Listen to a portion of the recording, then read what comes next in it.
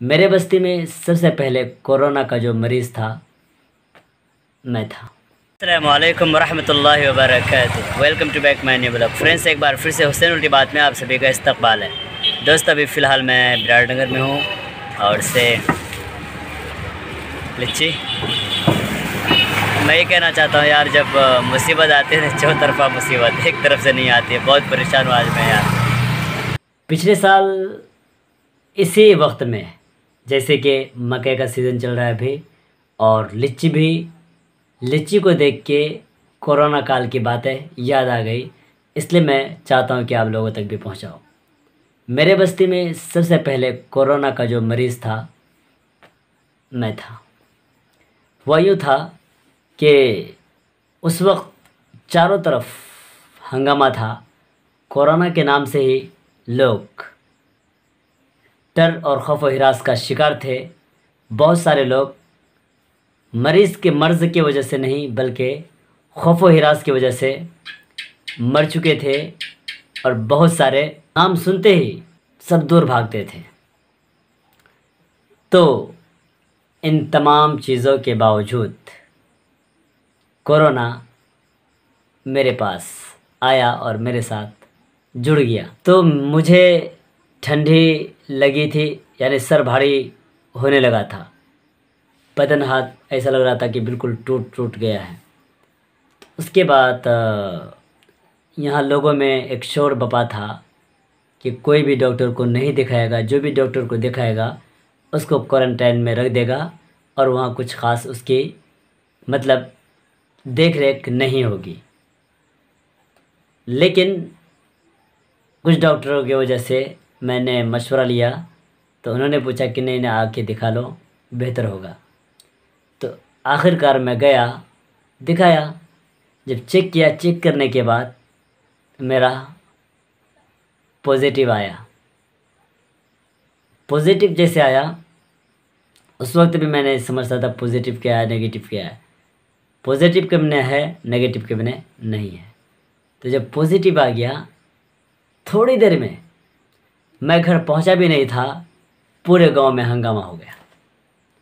जब पूरे गांव में हंगामा हो गया कि मुझे कोरोना निकल गया है, ओह माय गॉड, फिर क्या लेना था।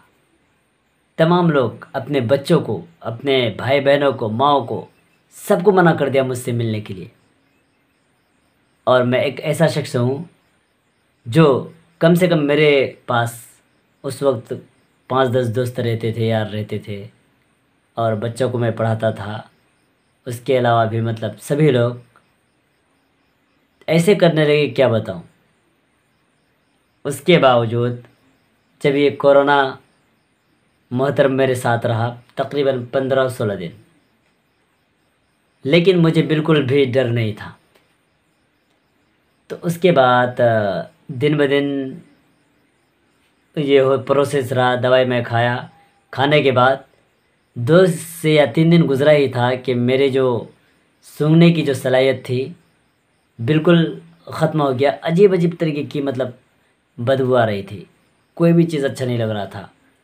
लेकिन मेरे पास उस वक्त मेरी बहन, मेरी माँ, वो लोग आते थे, मेरा बदन हाथ भी दबाते थे। उन लोगों को, मेरे घर में किसी को कुछ नहीं हुआ, किसी को कुछ नहीं हुआ। और उसके बावजूद मेरे गांव में मेरे बाद बहुत सारे लोगों को हुआ। लेकिन सोचने और समझने की बात यह है कि मेरी जो खिदमत करती थी मेरी माँ और बहन भी और भाभी भी, इसके बावजूद उन लोगों को कुछ नहीं हुआ। लेकिन गांव में बहुत सारे लोगों को कोरोना हुआ, क्या बताएं। तो तकरीबन आपको 15-16 दिन रहा, फिर आहिस्ते आहिस्ते सूंघने की वो वापस आई सलाहियत। जो भी खाता था अजीब तरीके से, मतलब अजीब तरीके की फीलिंग होती थी, क्या बताओ आपको। लेकिन सबसे बड़ी और बुरी बात थी ये कि लोग जिस तरीके से चथरा उड़ाया मेरे मजाक का, कि मैं क्या बताऊँ।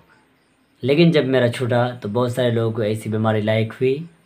मैं सबके पास जाता था, मिलता था, और सबको यही तसल्ली देता था कि ये कोई बड़ी बीमारी नहीं है, आप हौसला रखें, सब कुछ आसान हो जाएगा।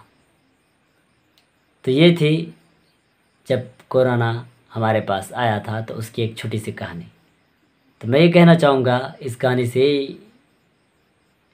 मैं बात शेयर करना चाहता हूँ कि बीमारी जो अल्लाह तबारक ताला की तरफ से आती है, लेकिन कुछ लोग नाम सुनते ही डर और खौफ व हिरास का शिकार हो जाते हैं, जिसकी बुनियाद पर उसकी मौत हो जाती है। इसीलिए कोई बीमारी आए तो उससे घबराना नहीं चाहिए, अल्लाह तबारक ताला से उससे पनाह चाहिए, पनाह करें, अल्लाह तबारक ताला से हिफाजत की तलब करें और कुछ नहीं। तो फ्रेंड्स, आज के लिए इतना ही। इंशाल्लाह नेक्स्ट वीडियो में नए सोच, नए फिक्र, नए जज्बे के साथ आप लोगों से मिलता रहूँगा। तब तक के लिए अल्लाह हाफिज़।